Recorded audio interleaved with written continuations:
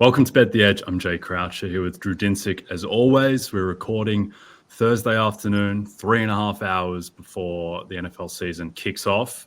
And Patrick Mahomes' march to a third MVP commences on NBC against the Ravens. We're going to talk all NFL today. We're going to talk about Titans at Bears, Commanders, Bucs, and then Cardinals-Bills, line that's been jumping all over the place. And then we'll close out with Sunday Night Football, Rams at Lions, and our favorite bets as well at the end. But Drew, any macro thoughts about the season? Kind of, this might be your last opinion before the season kicks off. Oh, I'm having a terrible day, Jay. Got this uneasy feeling. Week one is always a little chaotic. It's a little dartsy. And some of the expected CLV is evaporating today as some of the bigger players walk to the window and make their opinions known.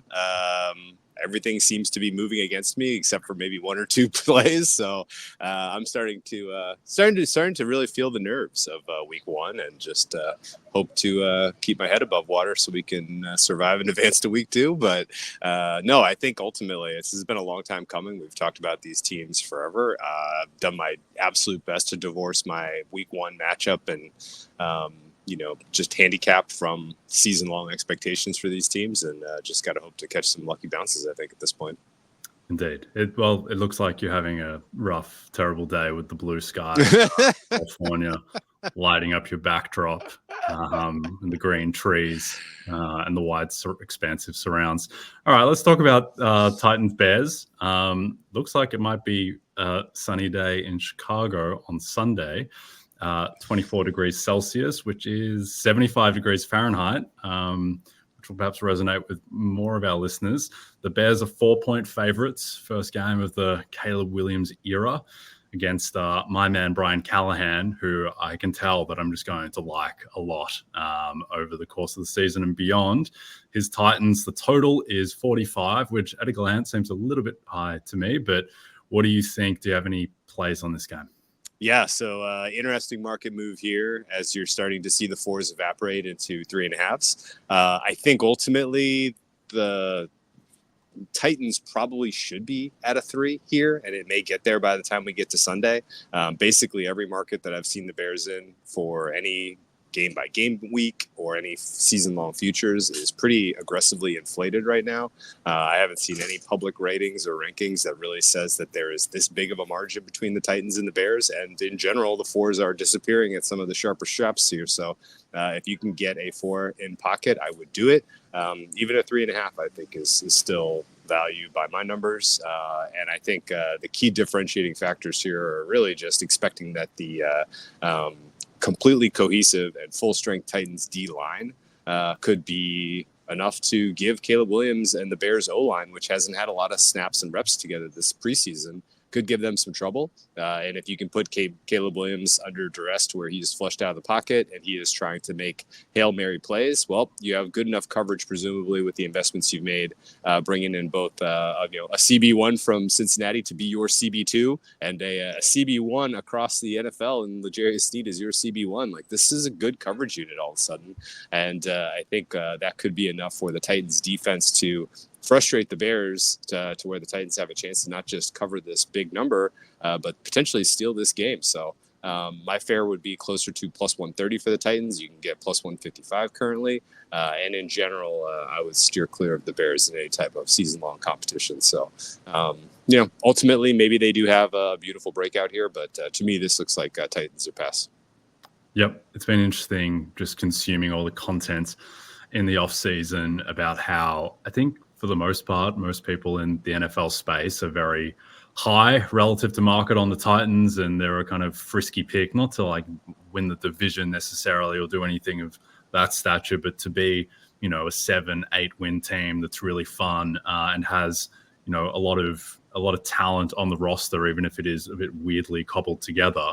But that was kind of inconsistent with how the market was treating them, particularly in this game when the line was up around 4.5. I think 3.5, which it now is at BetMGM. I think that's perhaps a bit more reflective. But yeah, I'm really interested to see this Tennessee team. And I mean, the offense is the easy part to focus on because They shored up the left side of their offensive line, drafting J.C. Latham, year 2 of Peter Skoronski. They bring in Lloyd Cushenberry for competence. This is maybe the worst offensive line in football, and this year it could be good, maybe slightly above average, potentially.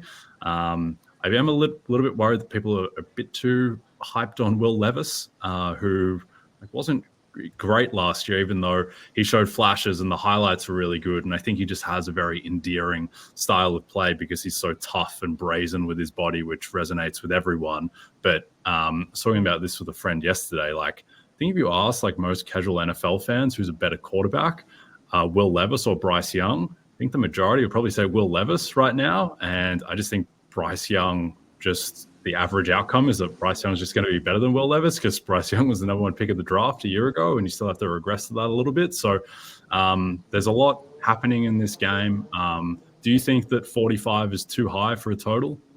I don't. I would kind of keep an eye on the wind there. If this like creeps into the 10-mile plus, maybe 15-mile-an-hour range, which is definitely possible in Chicago. Chicago is a stadium that is absolutely impacted by wind, and in general has a little bit longer grass this time of year. Fields runs a little bit slower. That tends to bring totals down, but I think my fare in this one is right around 45, and so I don't take any exception to it. It got bet up pretty aggressively in a couple weeks leading into the leading into the week of.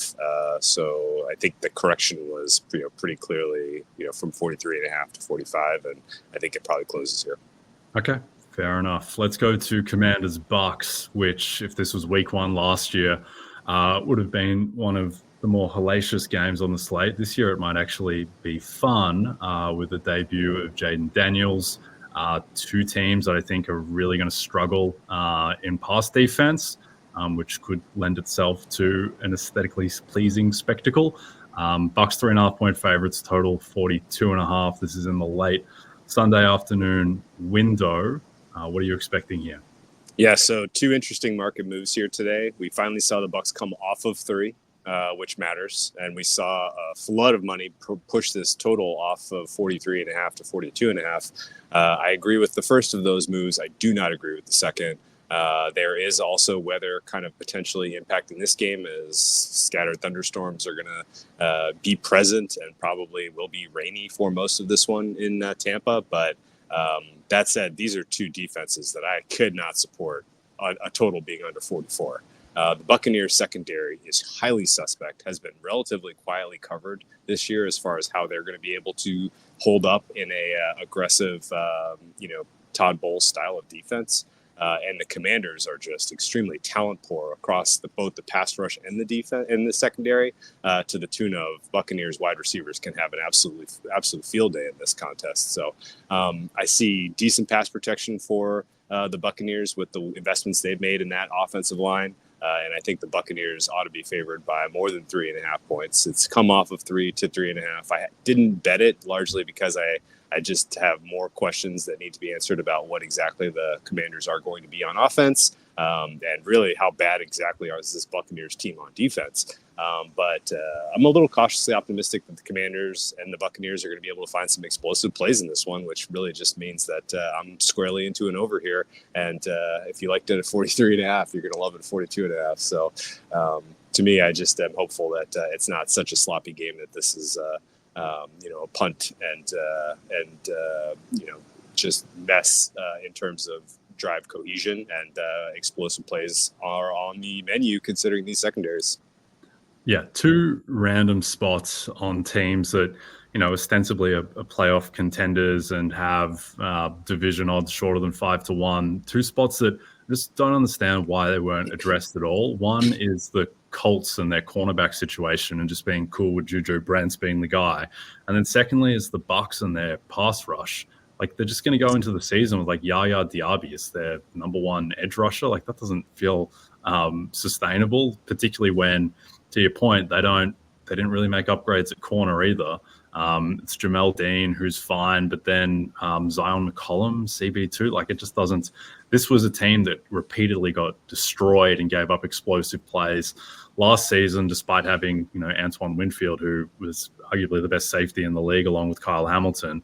I guess maybe there's some addition by subtraction by just losing Devin White, but yeah, I don't really see what the path is for this to be a really good pass defense unless Bowles cooks up some magic. And I mean, he was cooking up magic last year and they were a bad pass defense. So I don't really know how that is going to work. Any interest in Jaden Daniels at plus 600 offensive rookie of the year before the season starts? Yeah, I think that's still too high. The margin between Daniels and Williams in terms of what it's going to take to get this award home, I think is pretty slim. I think both of these teams are sub 500. I think both of these teams have flaws. I think the Bears are well overrated by market right now, and I think the schedule and the potential for losses down the stretch could really throw some cold water on Caleb Williams' Rookie of the Year campaign. So if there's a logical second choice, it's clearly Daniels, in my opinion, and he may be able to compile enough statistics to break some rookie records on the way to stealing this one from Mr. Williams. Yep. Last thing, side note, tangent on that market. If you want to bet Bo Nix to win Offensive Rookie of the Year, like plus 800, plus 900, which I wouldn't advise. But, well, yeah, I will as well. But if you are really bullish on the Broncos and you think Bo Nix is going to have that type of season, just go bet Sean Payton at 30-1 to win Coach of the Year. Because those things are extremely correlated. And I don't think if Bo Nix in what is a loaded offensive rookie of the year field, if he's going to be the best of all of those players, then Sean Payton, I think, is better than a 1 in 3 chance to win Coach of the Year. So I would just not wager on Nix under any circumstances, even if God told you that he has seen the future and Bo Nix is the second coming, his next child. Just go bet Sean Payton Coach of the Year instead, because that is the better way to tap into that upside. All right, it's a battle in Brazil on Friday night. Watch two NFC contenders square off when Jordan Love and the Packers face Jalen Hurts and the Eagles. Coverage starts at 7 p.m. Eastern, exclusively on Peacock. All right, Cardinals at Bills. This line has been jumping all over the place. It was 6.5. So it was at 7 at one point, then got down closer to 5. Now it's back up to 6.5. There are injury concerns on both sides. The Cardinals missing some guys. Darius Robinson goes down there. Premier rookie on defense. The Bills, well chronicled. Matt Milano, the biggest absence there. They have a little bit of a piece together defense, which isn't ideal because they had to piece it together mid-season last year, and this is a new season and it's still being pieced together a bit. Do you think this line is too big? I think the line is about right. And mostly there's one unit in this contest that I think you can expect to perform well. Pretty high confidence, and it is the Bills' offense against the Cardinals' defense. Cardinals' defense has huge issues structurally and talent-wise, and the Bills, even with kind of a step down in terms of talent at the wide receiver position, having Josh Allen, having the tight end strength, having a balanced running attack, having a good offensive line, they're going to be able to pretty much get into the high 20s, low 30s, in my opinion. And the cover is going to come down to what the Cardinals do offensively. Now, I am generally bullish on the Cardinals offense relative to market. I generally like this matchup for the Cardinals offense against the Bills because, as you noted, the Bills are really dealing again with some issues with the second and third levels of this defense up the spine.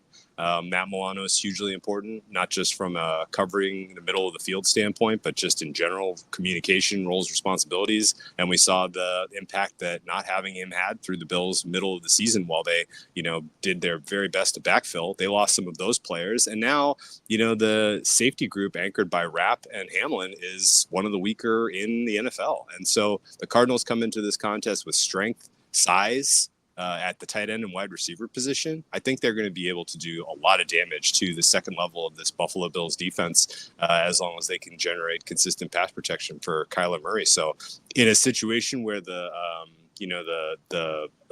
Cardinals come out and have success early and put the Bills under a little bit of pressure, I think that opens up this game. And then in a situation where, the Bills just do their job offensively and the Cardinals take some time to find their footing, I think sets up the Cardinals well for comeback scoring chances. Ultimately, I think this does land right around a touchdown. And so if I had to be make me play a side right now at 6.5, I'll take the Bills. But I think the much better bet is over 47.5.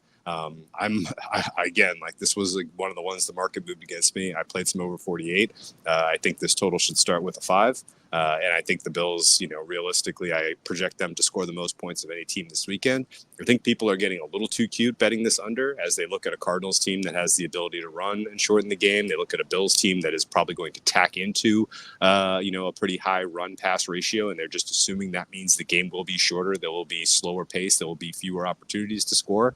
But I think the efficiency is going to be outrageous for both of these offenses, and I don't mind at all having a free half point and playing 47 to double down on my 48. So 47.5 to the over for me. And really, this is mostly just kind of high confidence and low variability on Buffalo's output being in the high 20s, low 30s. Okay. Blasphemous sideswipe. My man, Damar Hamlin, new starting for the Buffalo Bills, but I digress. One random prediction I'll give about the Bills this season. I think Von Miller is going to be good. Which is very unpopular given that he was horrific last season and didn't record a single sack. But mentioned this on the show previously that he said after the season basically that his knee did not feel right until the playoffs, and then he started to feel like himself. And not that it's the be-all and end-all, but if you look at his PFF pass rush grade and his overall grades, what he said lines up exactly with that. And he didn't get the sacks, but he certainly graded a lot better in those last 2 games. So, look, I don't think Von Miller is going to be like Super Bowl MVP, sacking Cam Newton. Von Miller again, clearly, because he's in his mid-30s. That's probably behind him. But I wouldn't be shocked if he is like a useful rotational edge rusher like what was hoped for out of like Shaq Barrett or late career Jason Pierre-Paul, like that type of role. It's like a handy player, not a game changer, but someone who can be helpful. And I think that'll help just with the Bills' D-line overall, which I think actually looks pretty good between Russo and Epinesa on the edge, Oliver and Daquan Jones, if he could stay healthy on the interior. I think that is definitely the strength of the defense. Before we move off of this one, Cardinals. The Cardinals are kind of NFC Titans in a way in how they've been covered, where everyone loves the Cardinals, super frisky. Again, another team that everyone thinks will be like 7-8 wins. And all of the optimism focuses on the offense, which I agree, I think is going to be a pretty good unit between Kyler having Marvin Harrison Jr. and Trey McBride. And I think that Greg Dortch is underrated. And the run game sneakily was kind of awesome last year. I don't understand how, but I guess James Conner has just become one of the best running backs in the NFL when he's healthy. I think the offense will be really good. But no one ever brings up the defense outside of kind of glossing over it, being like, oh, yeah, they did some pretty crazy stuff last year. Do they have a single not even premium, like above average, like materially above average defensive player outside of maybe Buda Baker, who I don't think was amazing last year? That's it. Yeah. Period. This is the 32nd most talented defense in the NFL.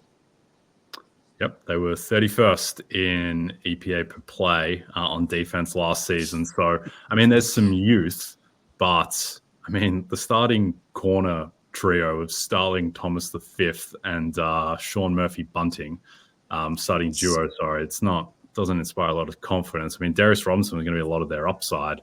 I think he's out for the first 4 weeks. So, yeah, I mean, they might be the highest scoring in terms of combined points for and against. The Cardinals might be kind of in that mix. Feels like they'll be playing games in the 50s pretty frequently. I agree with that, and I would say, I like your Von Miller breakdown as well. I hope he has sort of the key game clinching stop at 31-23 in the fourth quarter. that sounds good to me. But ultimately, like this Cardinals defense, I kind of don't even really care how conservative Joe Brady wants to get in this game. Like the Bills are still scoring.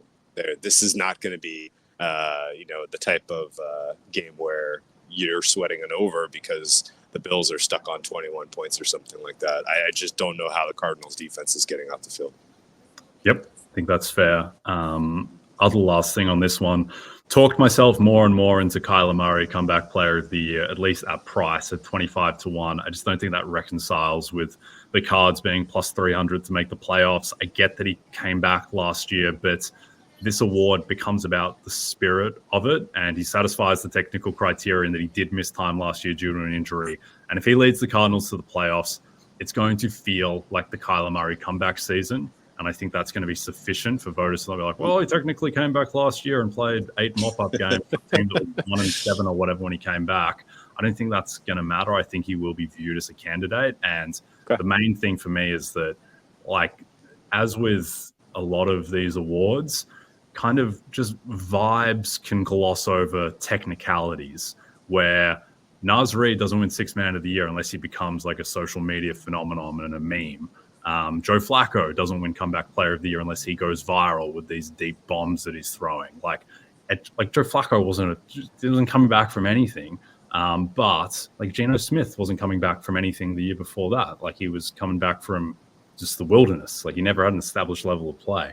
Kyler Murray, I think he will have the sentiment that he is a comeback player. And if they make the playoffs, it's going to be on the back of the offense, clearly. Yeah. I think he'll put up massive numbers. He is going to be, if the Cardinals make the playoffs, he's very likely like a top 3 to 5 quarterback in fantasy. That's key. That is the key. I was hoping you were going to go there. Yeah. He's my friend Matthew Berry's ride or die. He is going to get, I think, a lot of attention. He's also just like kind of like a highlight reel quarterback as well, with the way that he extends plays. As you know, he's the number 1 pick in the draft. He had an established level of play. He was the MVP favorite halfway through 2021. And if he brings this super fun young Cardinals team back to the playoffs, I think that is a very viable comeback player of the year case. I wouldn't have him as the favorite or anything. I think Aaron Rodgers is the favorite, but I think that Kyler, after the Achilles guys in Rodgers and I think Kyler has as good a case as anyone to be the 3rd favorite. Yeah, I think the big question is going to come down to how much our team wins valued in this regard, because I would put both the Jets and the Falcons as so much more likely to get to double-digit wins than the Cardinals that could be the distinguishing factor. But I think it's entirely reasonable to expect Murray to be top 5 fantasy production at the quarterback position this year. And I think in general, the skill position group that the Cardinals have, including James Conner, this is being underrated by the market right now. Like they have they've checked all these boxes of guys that can do different things, and they're huge. And this is going to be a problem for a lot of teams to match up against. And we didn't mention Michael Wilson. We haven't mentioned you did mention Greg Dortch, but like they bring different wrinkles to a passing offense that could be just absolutely dynamic this year. And I think we're going to get a taste of it on Sunday. Yep. No, I 100% agree with that. They're going to be one of the most watchable teams in the league week by week. All right, it's a rematch of a super wildcard weekend thriller this Sunday night. Matthew Stafford and the Rams face Jared Goff and the Lions in the Motor City. Coverage begins at 7 p.m. Eastern on NBC and Peacock. As you all know by now, we've teamed up with BetMGM this season. We'll be using BetMGM lines to make all our picks, and we'll have special offers for our listeners each week. If you haven't signed up to BetMGM yet, use bonus code BETEDGE, and you'll get up to a $1,500 first bet offer on your first wager with BetMGM. Here's how it works. Download the BetMGM app and sign up using bonus code BETEDGE. Deposit at least $10 and place your first wager on any game, and you'll receive up to $1,500 in bonus bets if your first bet loses. Just make sure you use bonus code BETEDGE when you sign up. See BetMGM.com for terms. 21 plus only. U.S. promotional offers not available in New York, Nevada, Ontario, or Puerto Rico. Gambling problem? Call 1-800-GAMBLER. Available in the U.S. Call 877-8-HOPE-NY or text HOPE-NY 467-369 in New York. Call 1-800-NEXT-STEP in Arizona, 1-800-327-5050 in Massachusetts, 1-800-BETS-OFF in Iowa, 1-800-981-0023 in Puerto Rico. First bet offer for new customers only, subject to eligibility requirements. Rewards are non-withdrawable bonus bets that expire in 7 days in partnership with Kansas Crossing Casino and Hotel. Don't forget, if you haven't signed up for BetMGM yet, use bonus code BETEDGE and get your $1,500 first bet offer today. Okay, let's close out with the big one. Sunday Night Football, Rams, Lions. Lions 3.5-point favorites. The total is the biggest of the week at 52.5. we saw this game last year on wildcard weekend was a nail biter that went to the death. At the same time, it kind of always felt like the Lions were somewhat in control, and ultimately they won. Is there any reason to think that this is going to play out differently than it did on wildcard weekend? Boy, not really. And I mean, actually, I will say yes. It could play out a lot less competitively. I think there's scope here for the Rams offense to be pretty poor. And you're not going to believe this, Jay, but I have an opinion on this game that goes exactly against the market in terms of total. The sucker is up to 52.5, and I cannot come up with any reason to support an over in this game for either side. I think that the advantages for the Lions are pretty obviously trenches and running attack. I think the advantages for the Rams are basically trying to manifest any type of rush. If the Rams get into a serious deficit in this game, with the absence of Alaric Jackson at left tackle, moving Noteboom into the starting lineup is a minus. The shuffling of center Jackson and guard Avila is awfully late. This is 11th hour type of stuff, not stuff that they have been planning on all preseason. And I think against a weaker pass rush, let's say you were playing the Panthers this weekend or something, that would be no problem. Like, extend the preseason, figure some stuff out. They are going up against an absolutely violent D-line here with Aiden Hutchinson and now like more weapons with potentially DJ Reader coming back. And now I know I'm speculating that he'll be available, but Reader, Alan McNeil is back, and Davenport on the other side. This is a really strong front four against a huge question mark of an offensive line for the Rams here. And in a game state where the Rams are not able to generate much of a rush, and they have early drive failure, and the Lions are able to generate a healthy lead here, I think the Lions could put this thing away pretty comfortably. And I don't realistically see a shootout manifesting here for the Lions even really being that successful through the air. People are kind of remembering this as this high-flying, high-powered offense from last year, and they're relying a lot on a breakout right now from Jameson Williams in terms of having a wide receiver 2 to go along with Amon-Ra St. Brown, who does his best work in the slot, and Sam Laporta, who's a dynamic tight end, but still is trying to operate over the middle of the field. Well, if there's a strength on this Rams defense, it's the coverage, and it's in the middle of the field. I think Cam Curl was a nice addition to the safety unit here, and they have actually quietly upgraded the quarterback room with some more vets than the players they played with last year. The weaknesses for this Rams team, to me, look like up the middle in the D-line and the run stop. And I think that the Lions have a pretty easy task on their hands just to play keep away here. And I think ultimately they could shorten the game. And if this total was, say, 48, 49, I would probably have take no exception. But at 52.5, this is really going to need a very specific game state and sustained success by the Rams to get to the 50s. And so happy to be on the under here, and would easily listen to an argument that not just to play the Lions at 3.5 or 4 or whatever the current number is in the market, but to go a little bit longer, in terms of alternate lines here, because, I didn't see scope really for the Lions to blow out the Rams in the wild card game last year, the way that offense was clicking on all cylinders. But I definitely see scope for it in this matchup, considering the question marks in the trenches for the Rams. Yeah, I think the Rams are a fascinating team because there are massive disparities in the market on their miss playoff prices. Like, you compare what their prices are offshore to onshore, and typically offshore you're getting sharper clientele, larger limits, and so you usually defer to those prices. And those prices are much more bullish on the Rams. And my gut sense is I kind of defer to pessimism about the Rams because of just how old Stafford is and his injury risk, which is amplified by all the issues they're dealing with on the offensive line. And we saw what happened when they had a really bad offensive line 2 years ago and just completely submarined the team. And then on defense, I just worry about one, they're dealing with injuries already with Darius Williams going on IR, missing 4 games. So, I mean, I know you mentioned they have made some upgrades there, like Cam Curl comes in, but is Trey White going to be the CB1, coming off a torn Achilles? That's a concern.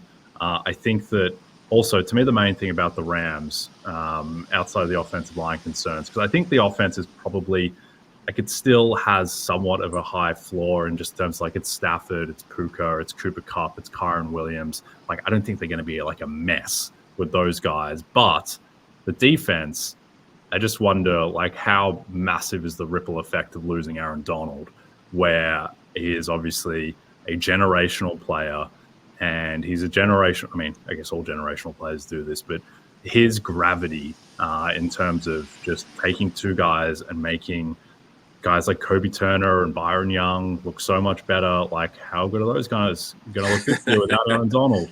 How good is Jared Verse going to be as a rookie? Because they kind of need him to be good, I think. So just kind of a lot of concerns about the Rams overall. I think that, I mean, the right side of the offensive line with Dotson and Havenstein, that's still really strong. It's not like they've completely collapsed on the O-line, but Jackson being out hurts. I think Kupp is going to be much, much better this season. And I ultimately think he's going to surpass Puka Nacua and be the number one wide receiver on the team again, which, if you go by like fantasy ADP, that's a really hot take because Puka is like wide receiver 8 off the board and Kupp is wide receiver 22. Meanwhile, their receiving yards over-unders this week are 4 yards apart. So I don't think usually the fantasy ADP market is like relatively efficient. I just think that's like a massive miss in ADP now, even if some spots it's correcting a bit towards Kupp. But I don't know, a lot of questions about the Rams. I think they are a very high variance team and that like they are extremely, as they have been seemingly for all of McVay's tenure, extremely top heavy. And if anyone goes down, then all of a sudden it becomes a bit of a mess. Before we get to our best bets, where do you think the Lions defense ultimately ends up? Because they've made a lot of, I think a lot of, not a lot of like personnel improvements. They've brought in, you know, Terry and Arnold and Carlton Davis, and I think most of the improvements are just going to be like, you know, Aiden Hutchinson is very young. Yeah, just natural progression from their young guys. So where do you think they end up? I currently have them between 12 and 15 in terms of projected to the end of the season rating. You know, the potential for, like we were saying, Hutchinson to take a step forward, convert more of his pressures to sacks. McNeil being back for a full season. DJ Reader as a nice investment to go next to McNeil. Like, this could be one of the best front fours across the NFL. I would look at the coverage as sort of still the weak point, but Brian Branch has certainly shown very, very capable ability to be a nickelback and pass rush specialist through camp and preseason. So they might actually be surprisingly good if they get anything out of their linebacking core. Ultimately, I think the Lions probably do not have the defense to be able to hold down the best offenses in the NFC, which is what they're going to have to do if they want to get to the Super Bowl, which a lot of people are predicting for some reason. But I think, you know, expecting them at least middle of the pack, if not a little bit better than middle of the pack defense from this unit is reasonable.